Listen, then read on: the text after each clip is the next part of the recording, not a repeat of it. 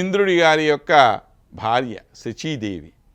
ఇలాంటి వాళ్ళందరూ కూడాను ఈ అమ్మవారికి స్నేహితురాళ్ళుగా ఉండాలని చెప్పి కోరుకుంటున్నారే కానీ ఆమె స్థాయికి పోవాలని కోరుకోవట్లే వాళ్ళు. ఎందుకని? ఇంత గొప్ప స్థాయిలో ఉన్న ఆమె ఫ్రెండ్ అంటే వీళ్ళకు కూడా గౌరవం పెరుగుతుంది కదా. కాబట్టి ఆమె స్నేహితురాళ్ళులాగా మనం ఉండాలి అని చెప్పి మిగిలిన దేవతలందరూ కూడా కోరుకుంటూ ఉంటారయ్యా. అది ఈమెలో ఉండేటువంటి గొప్పదనము అంటున్నాం. అటువంటి గొప్ప ఐశ్వర్యము కలిగినటువంటి ఆమె లక్ష్మీదేవి అన్న విషయాన్ని మనకి తెలియచేస్తూ ఇన్ని వైభోగాలన్నిటికీ కూడా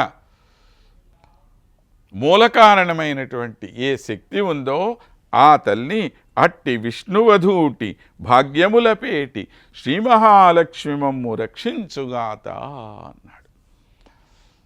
ఆ విధంగా శ్రీ మహావిష్ణువు యొక్క భార్య అయి సకల భాగ్యములకు ఒక పెట్టెలాంటిది ఈమె.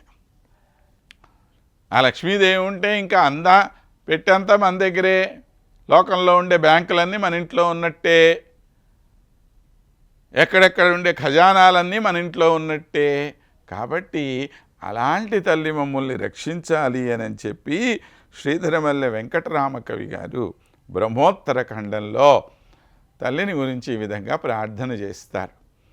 అంటే ఇవన్నీ కూడా మనం ఎందుకు తెలుసుకుంటున్నామంటే ఏదో మన పరాశర భట్టరు వారు ఏదో ఒక శ్లోకాన్ని అందించారండి, ఆయన ఏదో చాలా ఎక్కువగా చెప్పారండి. ఒక్క కవి కాదు, వందలాది మంది వేలాది మంది కవులు ఎంతోమంది అమ్మవారి యొక్క వైభవాన్ని గురించి మనకు తెలియజేసిన వాళ్ళు.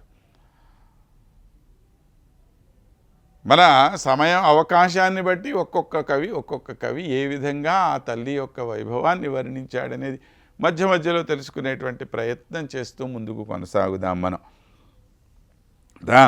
కనుక ఆ విధంగా ఈ లక్ష్మీదేవి యొక్క వైభవం ఎంత గొప్పది అనంటే శ్రీరంగధామ మణిమంజరి అని చెప్పి అన్నాం మనం. ఆ శ్రీరంగం అనేటువంటి ధామానికి ఒక అద్భుతమైనటువంటి మణి గుత్తిలాగా ఉన్నటువంటి ఆమె. అలాంటి ఈమె సామాన్య భోగ్యమపి కౌస్తుభ వైజయంతి పంచాయుధాది.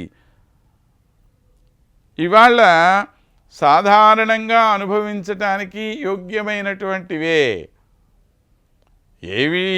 ఈ కౌస్తుభరత్నం కానివ్వండి, వైజయంతి మాల కానివ్వండి, ఇలాంటివన్నీ కూడా ఆమె ధరించి ఉండొచ్చుగా. సాధారణంగా పూలమాలలను మగవాళ్ళ కన్నా కూడా ఆడవాళ్ళు ఎక్కువ ఇష్టపడతారు కదా. మరి ఎందుకు విష్ణుమూర్తి తాను ధరించాడు, అమ్మవారికి ఎందుకు ధరింపజేయలేదు? ఇప్పుడు ఈ రత్నం ఉంది, కౌస్తుభం ఉంది, ఆ కౌస్తుభం ఆయన ఎందుకు పైన వక్షస్థలం మీద పెట్టుకోవటం? అమ్మవారికి ఇవ్వచ్చుగా. ఆమె ఏమన్నా వద్దందా? తృణీకరించేసిందా? నాకు అక్కర్లేదందా?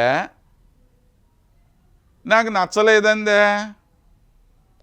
ఏమి చెయ్యటం ద్వారా, ఆమె ఏమి అనటం ద్వారా శ్రీ మహావిష్ణువే వాటిని స్వీకరించి ఉన్నాడు అనే ఓ చిన్న సందేహం మన మనసులో రావచ్చు. దానికి సమాధానం చెప్తున్నాడు. అలాగా ఈ కౌస్తుభము కానీ వైజయంతి కానీ పంచాయుధాలు అన్నాం మనం. ఏమిటి పంచాయుధాలు? ఆ స్వామి దగ్గర ఉండేటువంటి శంఖము, పాంచజన్యం అనేటువంటి శంఖం ఒకటి, సుదర్శనం అనేటువంటి చక్రము, కౌమోదకి అనేటువంటి గద, అలాగనే శాంగి అనేటువంటి ధనస్సు, నందకము అనేటువంటి కత్తి. వీటిని పంచాయుధాలు అంటాం మనం. ఈ 5 రకాలైనటువంటి ఆయుధాలు ఆయనే ఎందుకు ధరించాలి?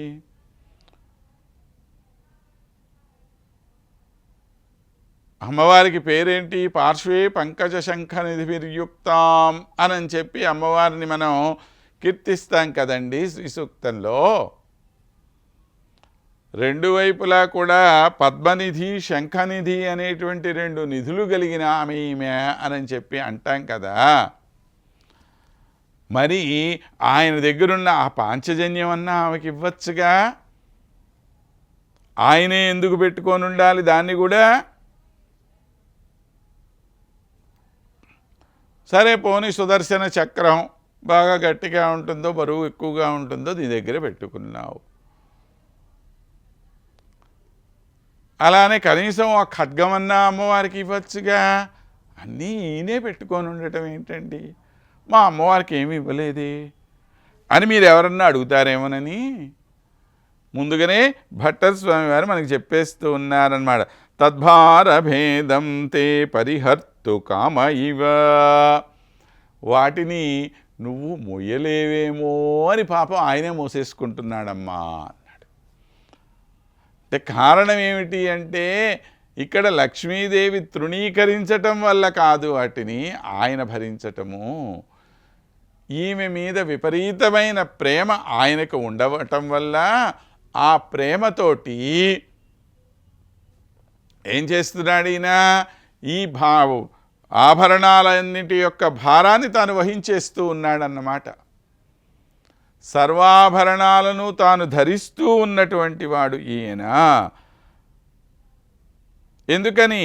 లక్ష్మీదేవి వీటిని ఎక్కడ భరించలేదో అని ఆయన యొక్క భావం, ఆయన ఉద్దేశ్యం. అది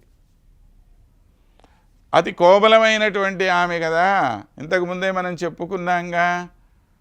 కేవలము ఆ పద్మముల యొక్క పుప్పొడి పడినంత మాత్రానే ఈమె పాదాలు ఎక్కడ కందిపోతాయేమో అని చెప్పి అనుకున్న వాళ్ళం.